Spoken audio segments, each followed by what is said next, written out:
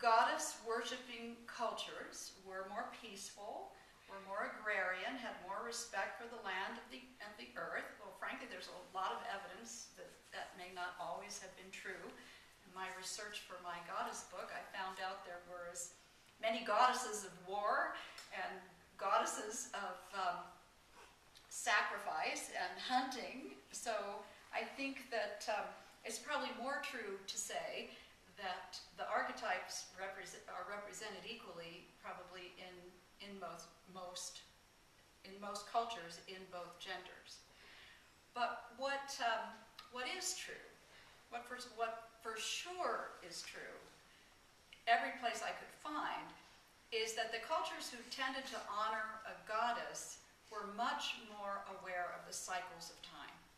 They understood that everything in the universe, everything on Earth, moves in constantly repeating cycles. Things are born, they grow, they age, they decay, and they die. And interestingly enough, most of these ancient cultures had a belief in rebirth and resurrection. The Earth comes back to life every year. Plants and flowers come back to life every year. Well, why not humans? And so immortality viewed in that concept was cyclical. Many of them also believed in rebirth or some idea of reincarnation. And all of those cycles were mirrored in the cycles of a woman's life.